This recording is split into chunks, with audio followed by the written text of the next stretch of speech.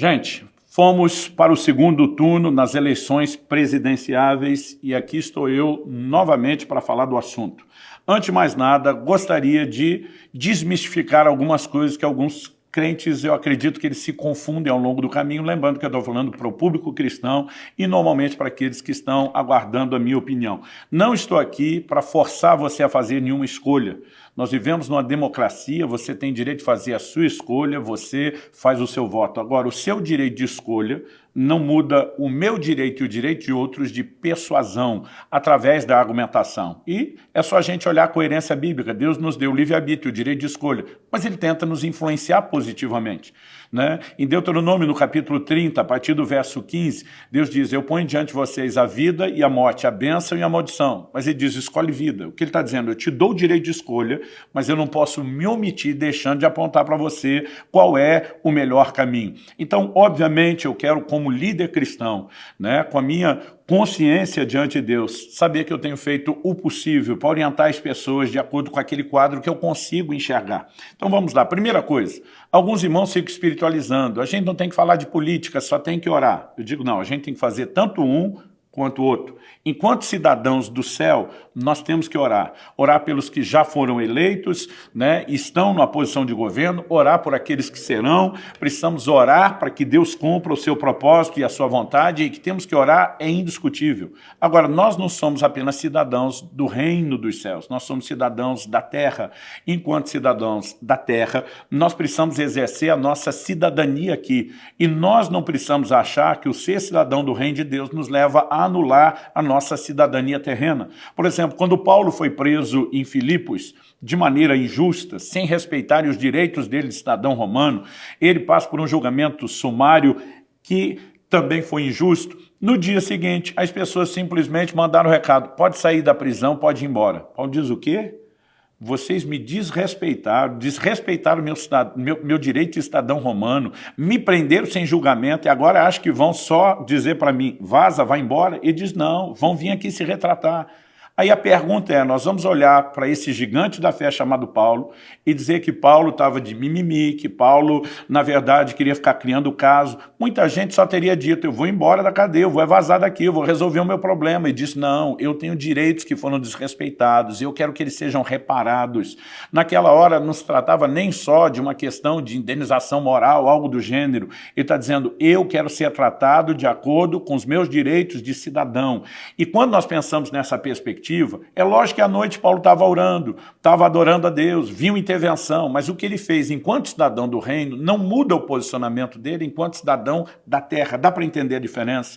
Então, algo que nós precisamos entender, embora oramos, é procurar gerar consciências nas pessoas. Outro dia alguém falou, eu não consigo imaginar os apóstolos falando sobre voto. Claro que não tinha voto naquela época.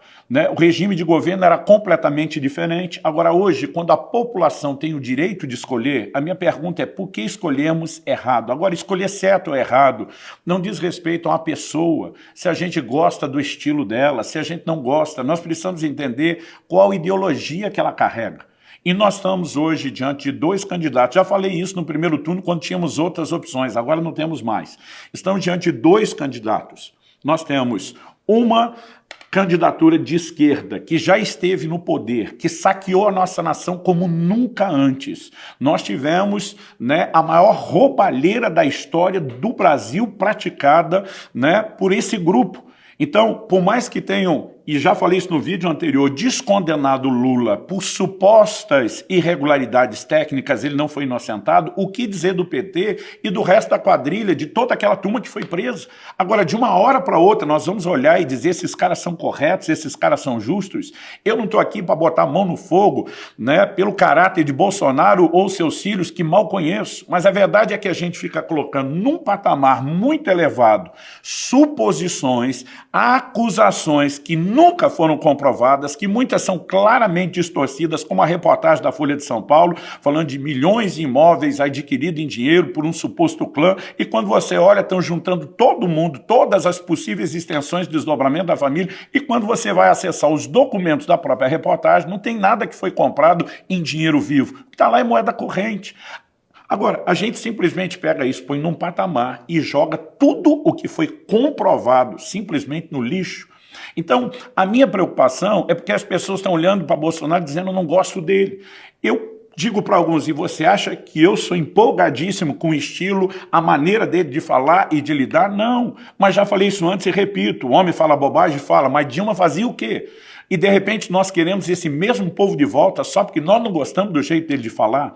Gente, eu não acho que nós temos que votar em Bolsonaro, que é candidato dos evangélicos, né? Eu já tive o privilégio de falar isso pessoalmente para ele. Eu disse para ele, nós nunca quisemos, e eu falo por uma boa representatividade evangélica, nós nunca quisemos alguém no STF que fosse terrivelmente evangélico. Nós queríamos gente terrivelmente de direita, que defenda valores no meio de um grupo que a grande maioria foi colocada lá com uma outra visão. Então não estamos tentando uma candidatura que nos privilegie. Numa democracia todos têm direitos iguais, inclusive as outras religiões e os seus direitos de crença. Mas quando nós falamos de defender determinadas pautas, são justamente para manter os direitos iguais e não a balança desequilibrada. Você não vai ver nenhum lobby no meio dos candidatos evangélicos tentando impedir, por exemplo, o direito de pessoas do mesmo sexo terem alguma união estável. Nós nunca tentamos legislar contra eles. Agora, o que nós não aceitamos é quando eles tentam destruir tudo o que nós construímos para ter o direito deles. Então é nesse ponto que nós falamos, ei, nós não vamos viver a ditadura das minorias. Não significa que queremos tirar o direito deles, significa que estamos dizendo que o direito deles não tira o nosso. Agora, porque alguém não quer ter pai e mãe, nós que celebramos a família tradicional, não podemos mais ter dia dos pais nem dia das mães, porque eles querem linguagem neutra, nós não podemos ter as definições que temos. Então, se eles querem um banheiro comum, cria um terceiro. Não temos nenhum problema que uma pessoa que quer viver de acordo com aquilo que pensa, que o faça, mas desde que isso não nos desconstrua. Então, essa é uma hora da gente ser sensato. O que é que a esquerda defende, gente? Um apoio ao aborto. Agora, nós cristãos vamos dizer, não, porque não gosto de Bolsonaro, vou votar em Lula, que está contra a vida. Eu não estou aqui dizendo que candidato é o cara, que Bolsonaro é o candidato da família, que veio restaurar a família. Particularmente, olho para um cara que já teve vários casamentos e que não representa o nosso ideal de família. Agora, ele não está tentando destruí-la. Ele, de alguma forma, está tentando preservar um pouco do que nós temos. E é nessa hora que nós temos que fazer a distinção. Quando nós pensamos na economia, mesmo em tempo de pandemia, não dá para negar os resultados, gente. O desemprego diminuindo, o PIB aumentando, uma proposta, a máquina com dinheiro, para nós devolver agora essa máquina chamada Estado, que foi pega quebrada, devolver com dinheiro na mão daquela turma que vai saquear de novo, porque não gosto de fulano. Gente, é hora da gente parar e fazer as contas. Agora eu vejo outros relativizando, dizendo, a igreja não se mete nisso, a igreja não, quem vota não é a igreja, quem vota somos nós, somos indivíduos. Assim como a igreja não faz uma consulta médica, quem faz sou eu enquanto indivíduo. Agora, não é porque eu sou cristão que eu vou deixar de viver todos os outros aspectos naturais, inclusive o da democracia que envolve eleição. Se nós temos a possibilidade, não só o direito, mas a possibilidade de escolher direito, por que é que a gente faria isso de forma errada? Então, nessa hora, eu quero fazer um apelo não só ao seu coração, nós temos milhões de eleitores que não votaram. Nós temos milhões de votos brancos e nulos. E eu quero me dirigir principalmente não a quem já fez sua escolha. Infelizmente, eu diria infelizmente, muitos cristãos estão defendendo a esquerda. E eu particularmente tenho dificuldade de entender isso. Recentemente, irmão André, da Missão Portas Abertas, faleceu. A gente procurando honrar, homenagear o cara, e uma nova geração dizendo, quem é ele? Não tem noção do que foi a igreja batalhar contra o comunismo, contra o socialismo no mundo, contra toda a perseguição produzida à igreja.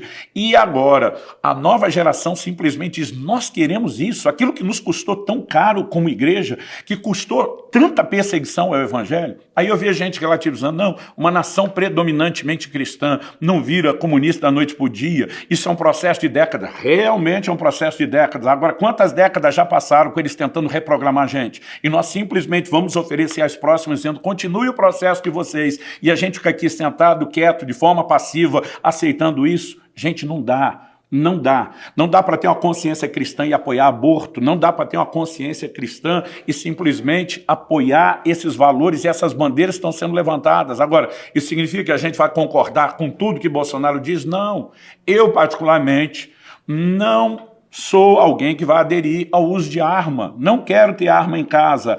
Então, acredito que eu tenho o direito de não ter. Mas também não posso, mesmo com todo o conhecimento bíblico, dizer que uma pessoa não pode ter o direito de defender a casa e a família dela. Agora, simplesmente porque esse ponto, esse aspecto da pauta não é o mais atraente, eu vou simplesmente pegar todo o pacote ruim. Alguém esses dias falou, tem um monte de coisa no Bolsonaro que eu não gosto. Eu falei, também, só que quando eu falo do Lula, não tem nada nele que eu goste ou que eu concorde. Então, nesse momento, eu não tenho o candidato perfeito, o ideal. E também eu não estou escolhendo alguém para ser pastor da minha congregação, da minha vida. Nós estamos tentando pegar, como diz aquela linguagem, o que temos para hoje e tentar achar o menos pior.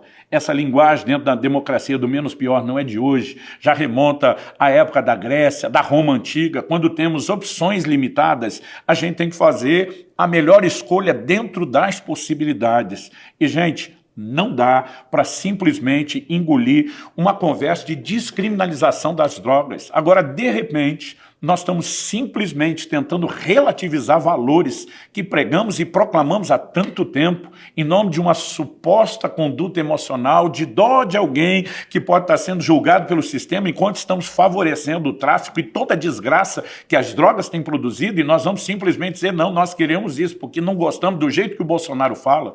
Eu quero fazer um apelo ao seu coração. Alguém diz, eu não acho que se Lula for eleito, ainda mais agora com tantos candidatos, disseram que em torno de 60% são de direita, ele não vai ter governabilidade, ele não vai fazer nada. Eu tenho dito para alguns, e você quer pagar para ver?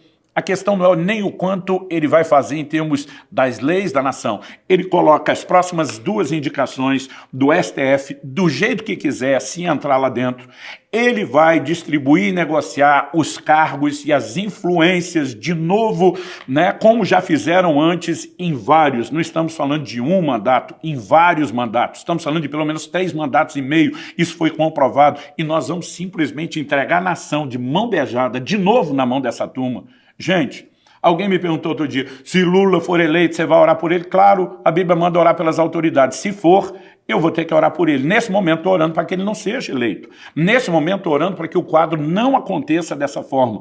E eu quero fazer um apelo a você que está em cima do muro, a você que está indeciso. Eu estou tentando te dar alguns subsídios, mas procure pensar e refletir na pauta, em tudo aquilo que é defendido. Quando pensamos economicamente, nós não podemos ter um Estado inchado que tenta carregar todo mundo, é uma questão de tempo. Nós vamos viver o que toda a América Latina está vivendo, países que já tiveram riqueza, estrutura e estão se arrebentando. Nós precisamos pensar numa proposta econômica diferenciada. E apesar de, repito, não ter tudo o que eu mais queria no governo Bolsonaro, pelo menos ele é o que está mais próximo possível daquilo que a gente gostaria e é o que está mais longe possível de tudo aquilo que nós não queremos. Então, sim, voto no Bolsonaro não porque sou bolsonarista, mas quero te dizer uma coisa, sou de forma assumida, admitida, sou anti-PT, sou anti-Lula, sou anti-esquerda, sou contra tudo aquilo que eles representam e defendem.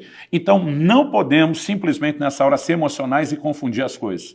O segundo turno está chegando, eu quero te encorajar a tomar a decisão correta, e é lógico, você tem o direito de fazer a sua escolha.